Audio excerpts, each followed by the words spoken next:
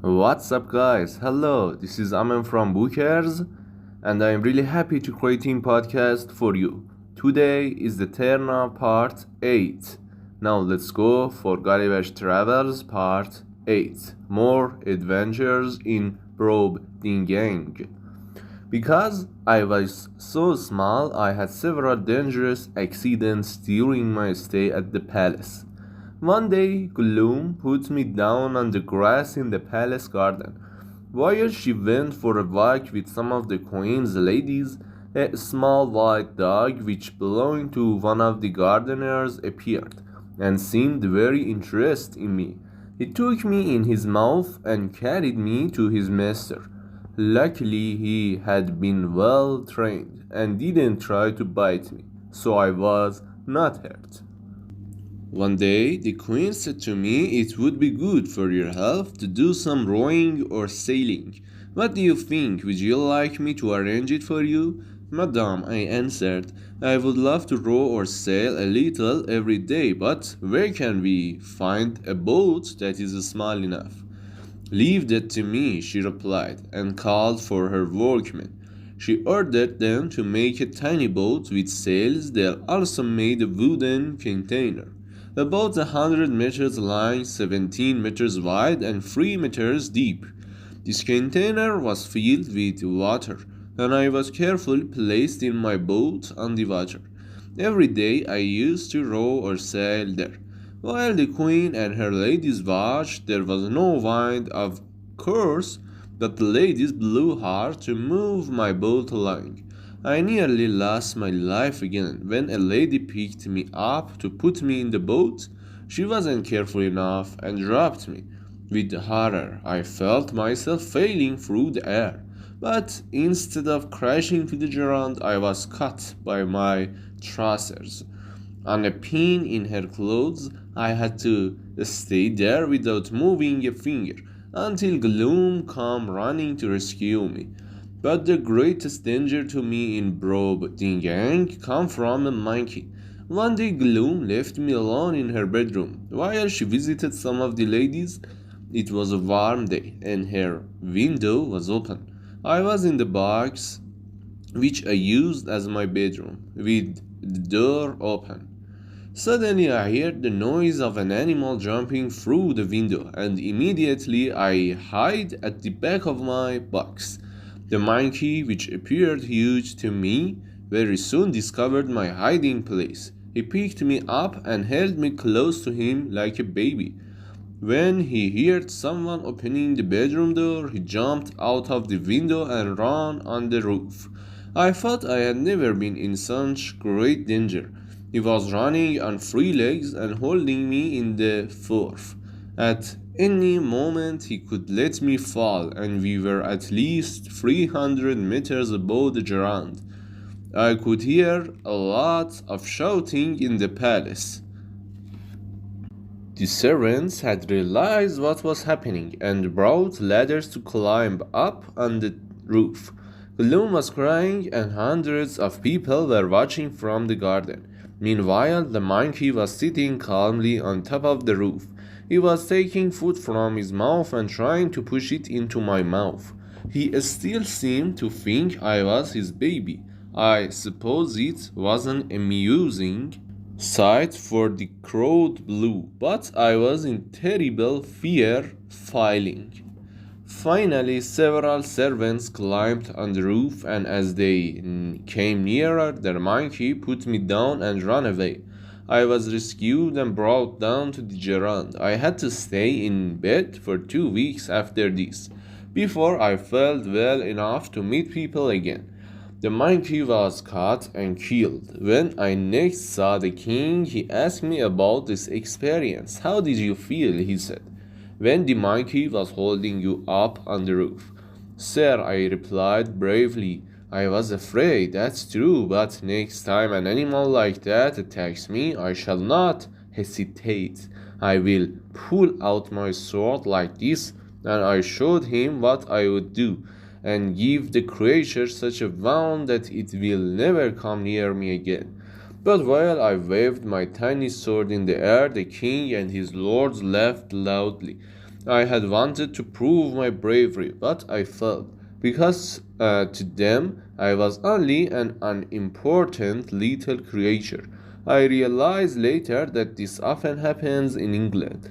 When we laugh at someone of no family, fortune, or intelligence who pretends to be as important as our great leaders. In the next few weeks, I began to have some very interesting conversations with the king. He was an intelligent, understanding person. Tell me more about your country, he said to me one day. I would like to hear about your laws, your political life, and your customs. Tell me everything. They may be something that we can useful copy here in Brobe. I shall be delighted, sir, I answered proudly.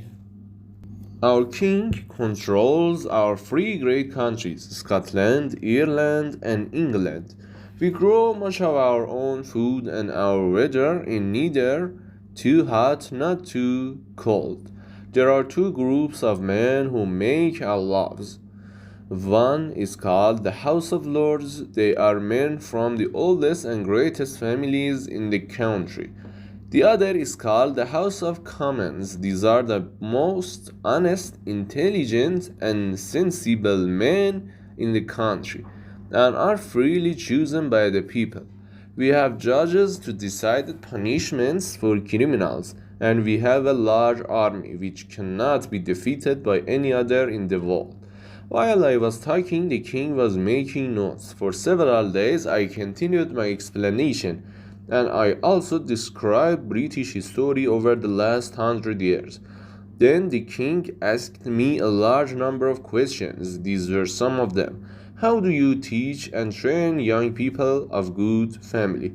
If the last son of an old family dies, how do you make new lords for the House of Lords? Are these lords really the most suitable people to make the country's laws? And in the House of Commons, are these men really so honest and intelligent? Do rich men never buy their way into this house? You say the lawmakers receive no pay, but are you sure that they never accept bribes? Then he asked questions about our law courts. Why are your trials so long and so expensive? How much do your lawyers and judges really know about the laws? How careful do they decide between right and wrong? And why, he went on, are you so often at war? Either you enjoy fighting or you have very difficult neighbors. Why do you need an army at all? You wouldn't be afraid of any other country if you were peaceful people.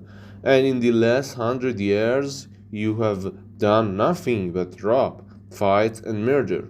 Your recent history shows the very worst effects of cruelty, jealousy, dishonesty, and madness. I tried to answer the king as well as I could, but he didn't think our system was a good one. No, my little friend, he said kindly but seriously, I am sorry for you. You have proved to me that your country has nothing valuable to offer us. Perhaps once in the past your political life was adequately organized, but now it's clear that there is laziness and selfishness in every part of the system.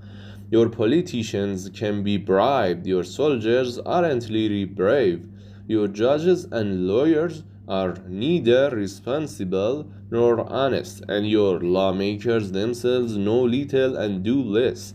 I sincerely hope that you, who have spent most of your life traveling, have a better character than most Englishmen. But from what you have told me, I am afraid that your countrymen are the worst little nation of insects that has ever crawled upon the ground.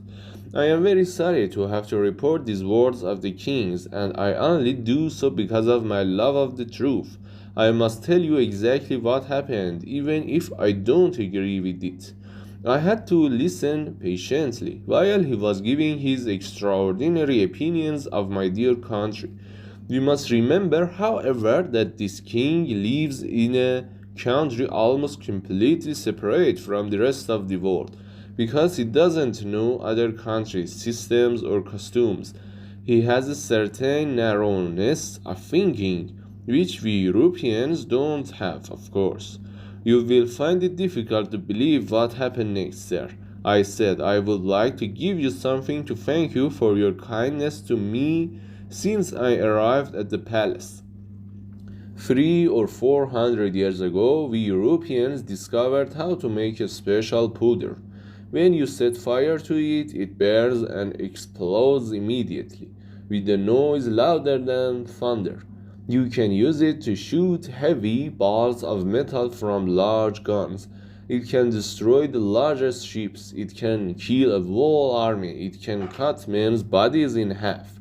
It can destroy the strongest walls. It's called gunpowder. And it's easy and cheap to make. To show you how grateful I am to you, I am offering to explain how to make it. Then you will be able to destroy all your enemies. I was very surprised by the king's reply. No, he cried in horror. Don't tell me. I don't want to know how to murder people like that. I would rather give half my country away than know the secret of this powder. How can a tiny creature like you have such inhuman, cruel ideas? Never speak to me of this again. How strange that such an excellent king shouldn't take the chance I was offering him. No European king would hesitate for a moment, but he had other strange ideas. He believed very simply that every problem can be solved by honest, sensible people and that the political life of a country must have no secrets and must be open for all to see and understand. Of course, we know that this is impossible, so perhaps his opinion of us is not worth considering. The end of part A. Thank you for listening me, my dear friends, and don't forget to like and subscribe my channel to support me and to support bookers. It can be very helpful to improve my way. Thank you so much and goodbye until tomorrow and another podcast. Bye.